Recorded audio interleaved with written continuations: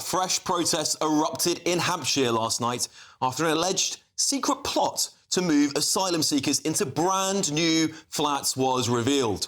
The local authority said it had not been initially consulted on plans to use £250,000 high street apartments to house migrants after communication difficulties with Clear Springs, a procurement company employed by the Home Office for the project. Well, former Home Secretary Suella Braverman labelled the proposals utterly inappropriate and said she was very proud of the over 1,000 locals who took to the streets to protest peacefully yesterday evening. A Home Office consultation ends on Friday, after which it will decide whether to approve the proposed accommodation. Well, joining me now to discuss this is leader of Waterloo Conservatives, Councillor Gwen Robinson. Councillor Gwen, thank you very much for joining me. Give us a little bit of a taste as to what it's taken to get over 1,000 people to peacefully protest what many will see as the establishment stepping in on the toes of local people. I think first and foremost, it was actually just letting people know what was planned. I mean, I'm still asking the question, at what point would residents have been told if, you know, that this was going to happen, if Suella and I hadn't raised public awareness of it?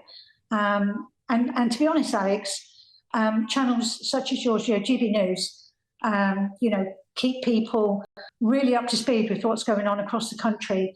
And I think people thought, no, you know, the organiser put it together, assured me it would be peaceful, and it was. And people decided to come out in their droves and really make their voices heard. Yes, Gwen, this is an issue we're seeing, of course, up and down the country here. What on earth were the government thinking, not even consulting with the local council before making this decision? Is there a disconnect, a massive disconnect between local government and national government? Well, apparently the person that they contacted, Clear Springs contacted, had left the council. So I asked, well, surely if he'd left, then his email would have been shut down and it would have bounced back to Clear Springs. So, you know, maybe that question needs to be asked of Clear Springs. Did it bounce back, or did they just not get a response? They then handed it over to the Home Office for adjudication, and then the Home Office decided, well, obviously the council have not responded. I have to say, I think the Home Office also have to hold their hands up and say that they should not have been satisfied with that response from Clear Springs. I mean, it's just one message, isn't it, Gwen? It's one message. Yeah. I mean, you think of all the people they could have contacted, every councillor, the local MP, and they still didn't bother to try again. It almost felt like they thought, oh, job done, we can just go ahead with this without telling anybody. That's the impression I get, Gwen. And that is exactly what they did. And apparently, so I was told by the Home Office, that if the number is below 100, they don't have to contact the MP. Now, to my mind, whether it's 10 or 100, the MP, in our case it's Suella Braverman, should have been contacted and notified that this was being planned in her constituency. So, you know, yes, there's been obviously errors made, but again, I felt that it was right with Suella that, you know, we let the residents know what was intended for our high street. Yes, absolutely, Gwen. And we're seeing the pictures there of the over 1,000 people that showed up to protest there, very peacefully, very, very peaceful, which is always good to see.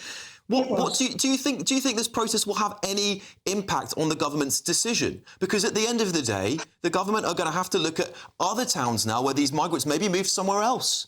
You know, are we just moving the problem around, Gwen?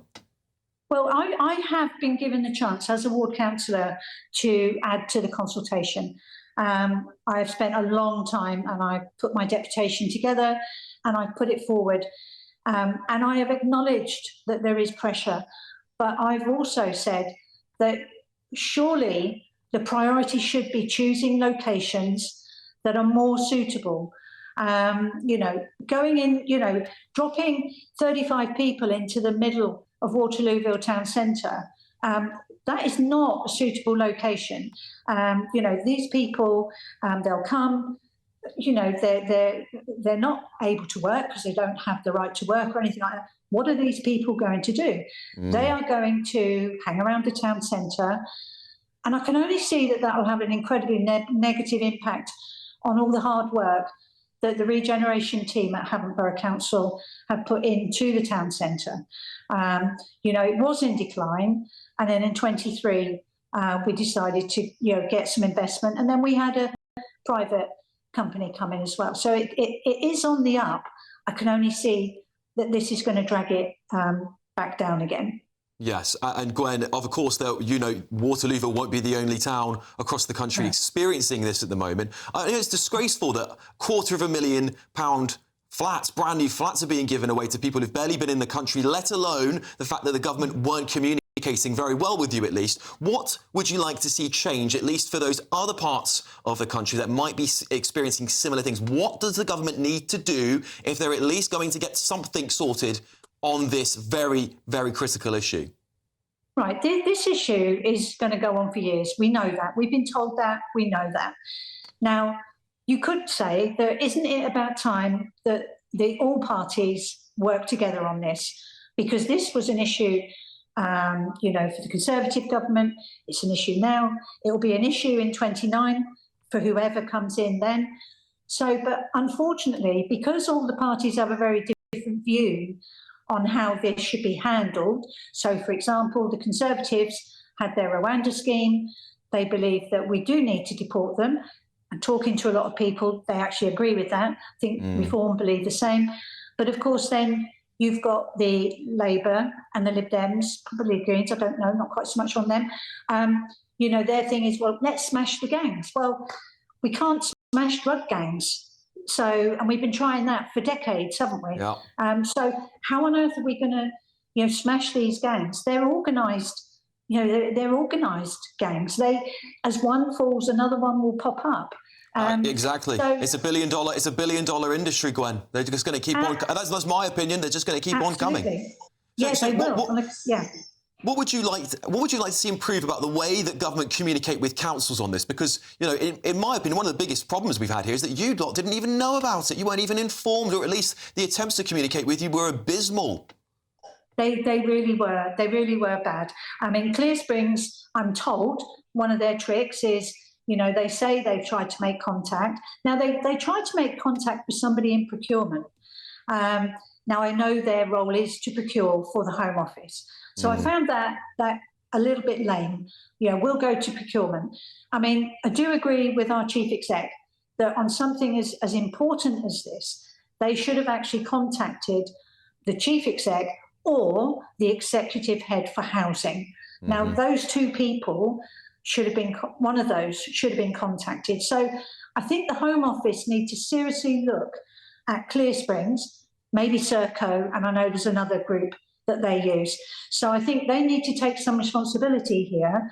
Now, I think you asked me a moment ago, Alex, do I feel that, the good people of Waterlooville in their peaceful protest, it's going to make any difference? I'm not that confident, because I know that June, July and August are the 3 months when there's a huge increase in the number of migrants coming across. I think it's 900, was it yesterday? Now, yes. Those people have got to go somewhere. So for that reason, even though I have argued that location is not suitable, I wouldn't... You're not hopeful? Gwen, I understand. I think you are probably somebody that is a feeling that is shared across the country. At least local politicians don't feel like the government will listen to them, even if they hold thousands of peaceful protests. But there we go. Councillor Gwen Robinson, their leader of Waterloo Conservatives, thank you very much for joining me. And just off the back, on the same story here, I'm now joined by Director of Sanctuary Foundation, Krish Kandia. Krish, I hope I haven't butchered your last name, though. I do apologise if I have. Krish, so look... of course, you can see there is a lot of unrest in the country. Most of it has been peaceful so far, but we're looking at Epping, Waterlooville, other parts of Britain where it's like a powder keg waiting to explode because local people feel hard done by. £250,000 brand new flats given away to people who've just landed when there's housing lists for sometimes in some places decades long. Can you understand? Do you agree that people are unhappy with what's going on here? Hi, Alex. Yeah, I think I understand that people are upset. and they're upset that there aren't enough houses. They're upset that there's a cost of living crisis. And those are really understandable concerns. But it feels like they're taking their anger out on a very vulnerable group of people. These are people that have fled war and terror. And now they've got a crowd of 1,000 people protesting outside the place that they're supposed to be coming to live. Or if you're in Epping, outside the hotel that you're in. Yes, I totally appreciate that. The vast majority of people that come here, of course, aren't criminals, but many people feel like they can't get their voices heard. They voted election after election, decade after decade, to lower net migration. That's one issue alone. Nobody ever voted for this crisis to continue with illegal migration, and they're asking the government to take action. We've seen that Smash the Gangs clearly isn't working, Krish. We have record numbers coming over the channel now, and I think people feel, well, what else can I do other than protest at the place I know the government have assigned to this building? I mean, what advice would you give people if they do want to protest this in that case? Go and visit Parliament. There are lots of places you can walk into the lobby in Parliament and demand to speak to your MP on most days of the week. So there are definitely better ways to protest. I mean, I think it's all about the story that we tell. People have been told that the reason that there isn't enough housing, or the reason that there's a cost of living crisis, or the reason there's a queue at the NHS is because of all these immigrants. Well, that's just not true. Many of us made room in our homes for immigrants from Ukraine. I've got my little Ukraine badge on because we know what it's like to step up and offer help to people in need. Being British, I can see on your pictures, you've got some beautiful St. George's cross, a beautiful flag. I was wrapped in a St. George's flag this week when we were cheering on the Lionesses. And the Lionesses, guess what? Full of immigrants that come and make a contribution to our society. We don't need to fear immigrants. We need to embrace them.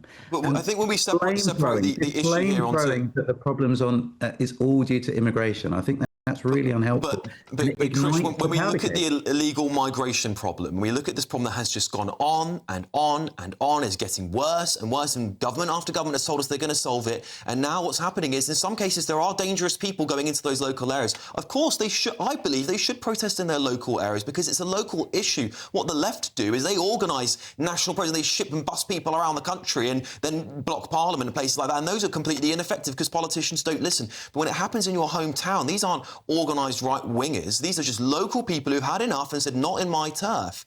And so I disagree with your sentiment on where they should protest. But when we talk about this being a problem, it's the biggest crisis facing this country now. It's the top issue on every part in the country.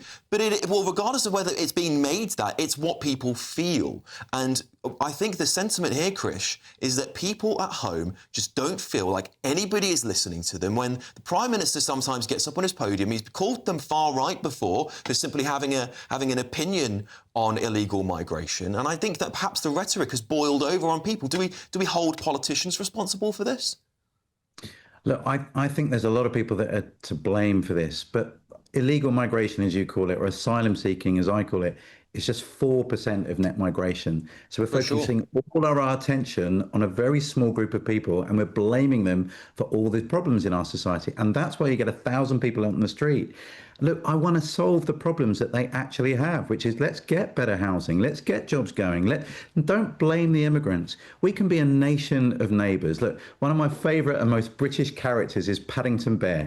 Paddington Bear is an unaccompanied asylum-seeking bear, and yet he represents something beautiful about our nation. But instead, we're whipping people up to blame immigrants for all of our problems. And I think that is the powder keg. That's really unhelpful.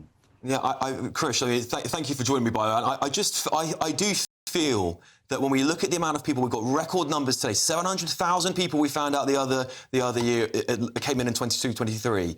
Huge numbers of people entering the country. Of course, it's putting pressure on every single service, from the NHS to doctors to schools to homes. How on earth can this country survive when that is happening year after year? Anyway, moving on.